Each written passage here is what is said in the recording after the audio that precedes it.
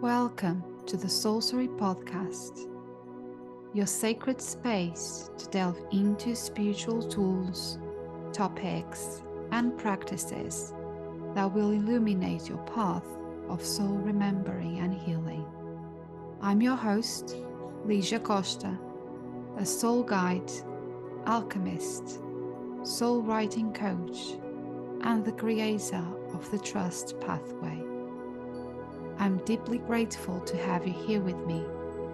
Together, we will embark on a profound exploration of self-discovery and healing, unlocking the secrets that lie within. Hello and welcome to another episode of the Sorcery Podcast. Today, I would like to invite you to explore something profound, yet often misunderstood, which is about the parts of us that resist healing.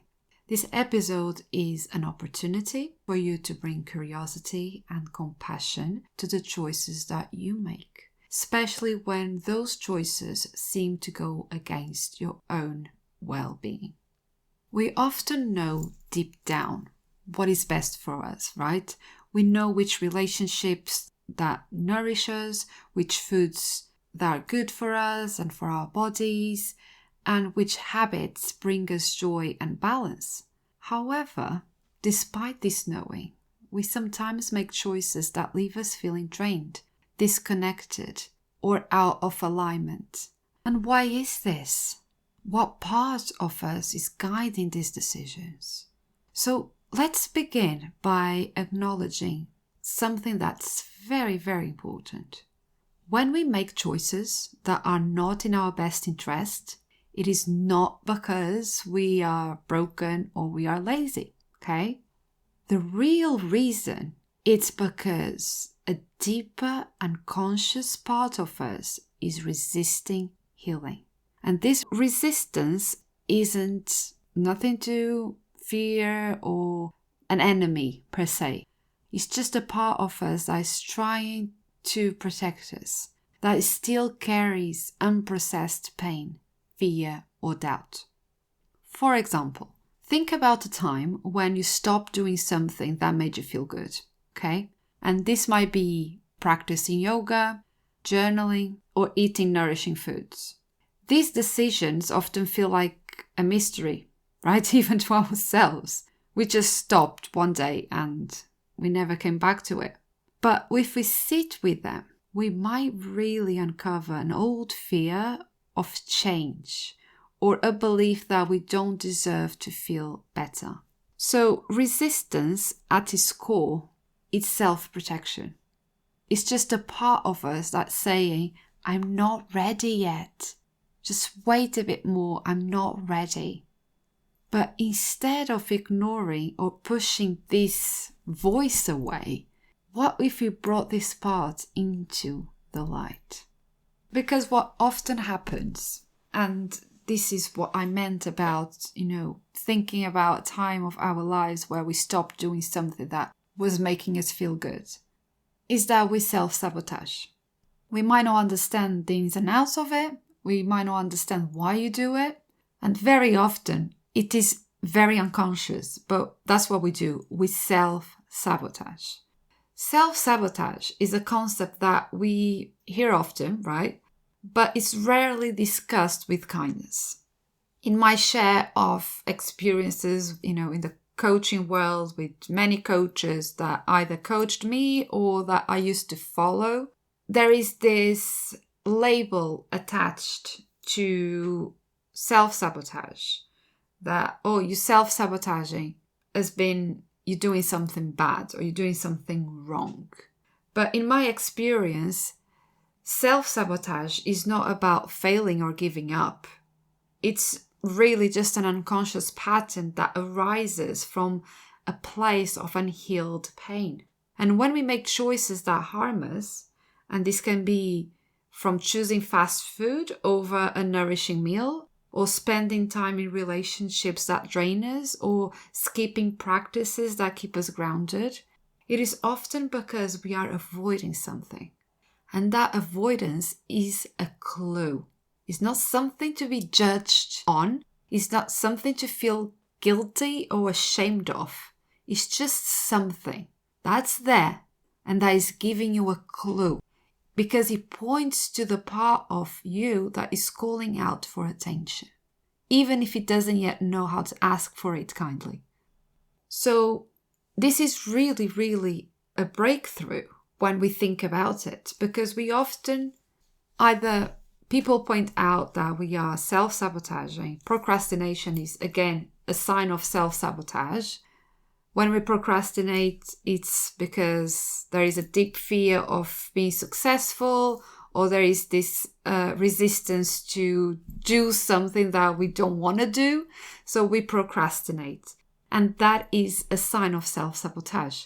Is it something to be ashamed of? Is it something to be judged on? No. It's just a clue.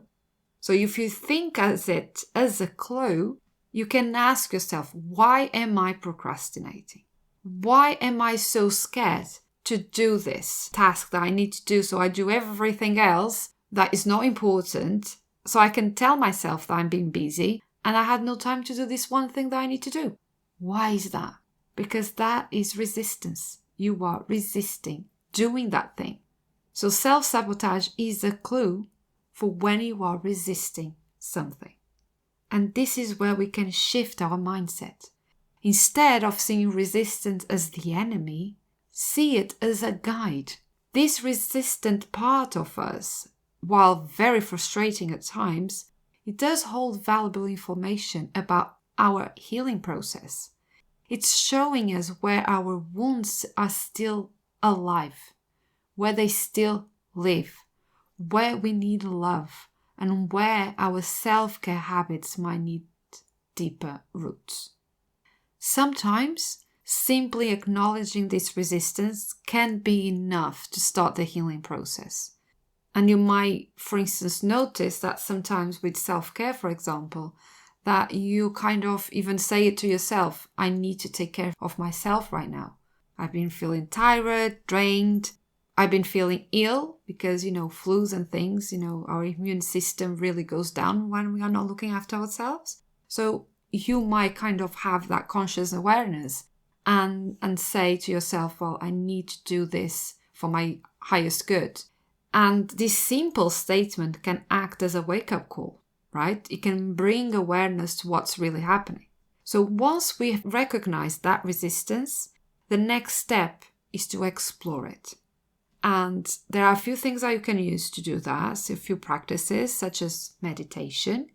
You can, whilst you are quietly with your thoughts and your feelings and your breathing, just ask yourself mentally what you are avoiding and what is the part of you that's trying to protect, okay?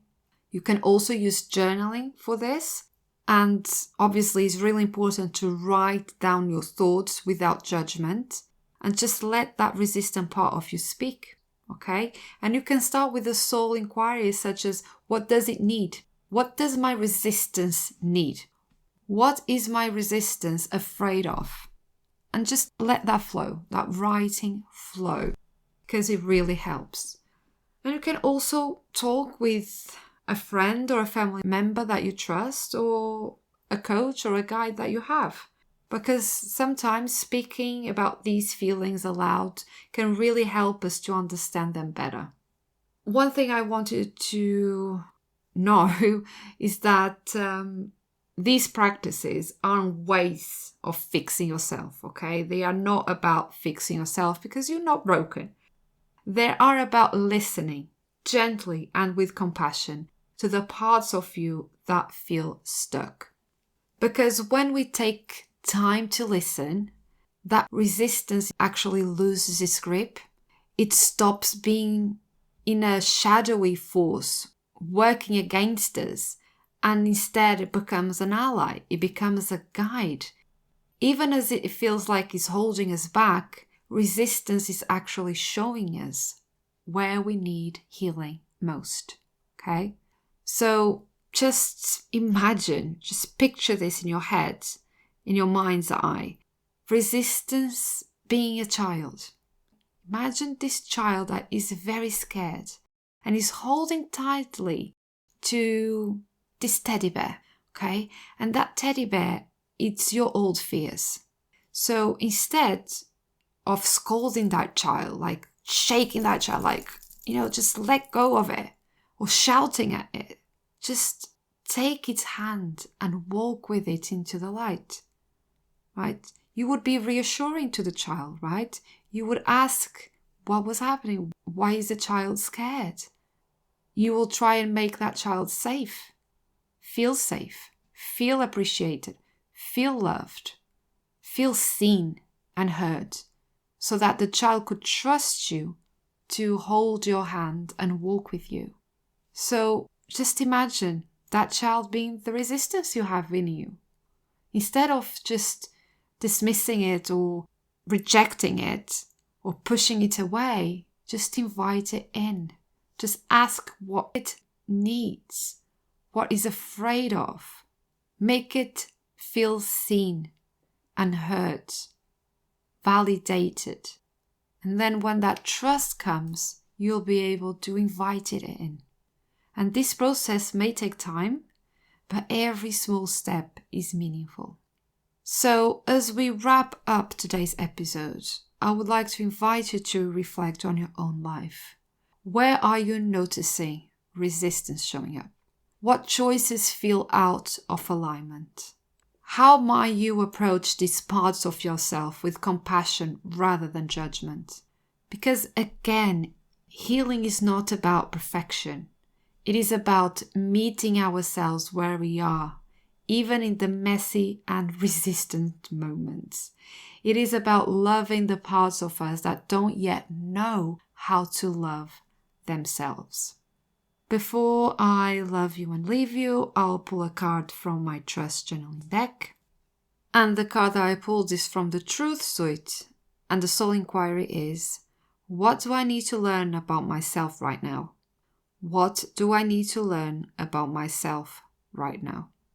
The affirmation is, I'm becoming closer to the best version of myself.